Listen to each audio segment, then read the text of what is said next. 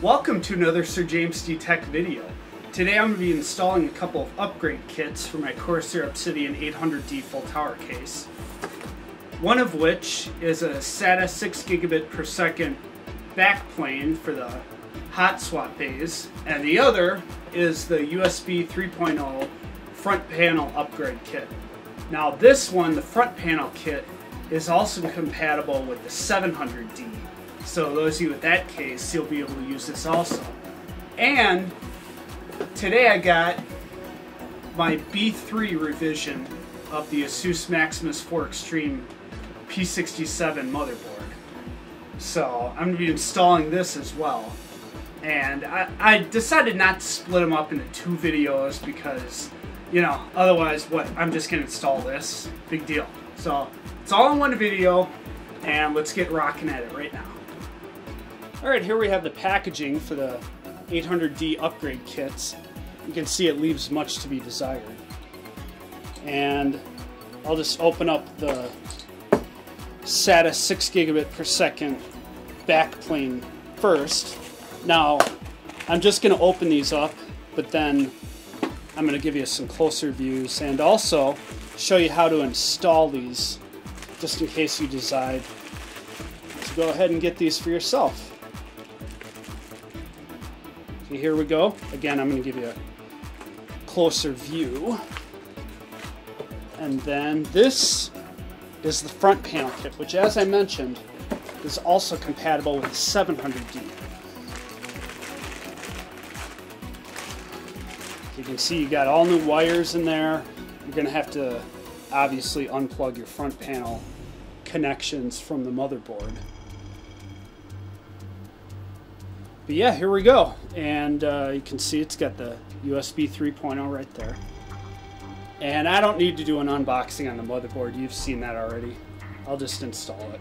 Alright, I'm going to give you a very quick little look-see on how to install a front panel upgrade kit. What you got to do first, obviously, there goes something. Take that front cover off, and then there's two screws. Okay, there's one here, and there's one here. Obviously take them out. Alright, you're going to want to put a little force in when you're taking out the screw so you don't strip it. And then after you've unplugged your USB, your front panel connections, your audio, all you got to do is just take it out.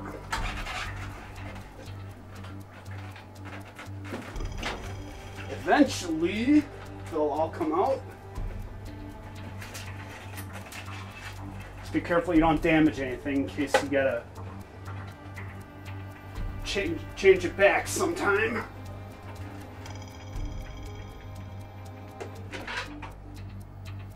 Finally, it's all out.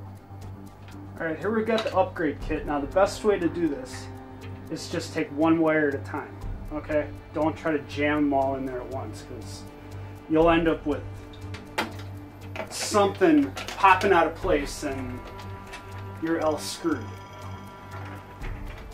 Something else I've found that you may want to do is, if you got a Blu-ray drive or a DVD drive, whichever, up in this top slot, take it out so that you can get your hands in there and work it, you know, in order to get the cables through one at a time.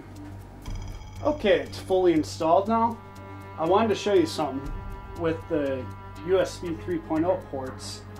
They're attached to these cables, which have the 57 Chevy coloring on them. And of course, as I've mentioned in the past, you run these all the way to the back, come out, hopefully you have a cable management hole ready, and just go out one of the water cooling holes back in here, and then hook them into the back of your motherboard, which, you know, in the I/O panel, which there should be some USB 3.0. If there's not, well, you'll have to get a card or something. And then it also comes with two of these, which I have no idea why you'd want to do this, but hey, you can hook them in here, and then this would plug into a USB 2.0 header on your motherboard, so then these would just become 2.0s. So if you want to do that, fine, but If you do, I have no idea why you bought this upgrade kit. Okay, and then onto the SATA 6 gigabit per second backplane upgrade. You can see this is the original, connected to the inside of the hot swap bays. And there's 1, 2, 3, 4 screws on each one of these that you're going to want to take out. So you do that first, and then I'll install the upgrade. Alright, so I got the front panel upgrade kit installed. And as you can see now, I have 2 USB 3.0, microphone, headphone, 2 USB 2.0, and then FireWire. Whereas before, these were both just 2.0s. So it's a heck of an upgrade that way. And I'd like to applaud Corsair for making sure this series doesn't die off. I mean, that was one of the things that was lacking, was the USB 3.0 support. And then I got that SATA 6 gigabit per second backplane installed. And as you can see, it only requires one of these power plugs. Remember, on the other ones, you had to have 1, 2, 3, 4. Now it only requires you to have one, so that's a space saver.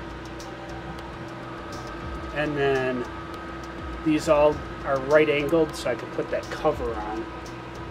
And you are upgraded then. Your hot swap bays will support SATA 3. And then I went ahead and installed the Asus Maximus 4 Extreme Revision B3 motherboard. In case you've been living under a rock, what was happening was the P67 chipset, and this included all manufacturers from Intel, had an issue where over time the SATA 3 gigabit per second ports were degrading performance, and you would lose data, you could have corrupted data. So Intel figured it would be cheaper to do a full recall than to have a series of lawsuits on their hands. So I went ahead and installed that, and as of right now I don't have any SATA 3 solid state drives, but there's a ton coming out. So look for that upcoming. And the way you tell you got the new motherboard is in CPU-Z. Right there, you see where it says B3? Right there.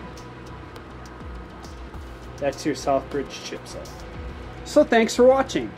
Feel free to subscribe to Sir James D Tech and also Sir James D DJ, and I'll see you at the next video. Talk.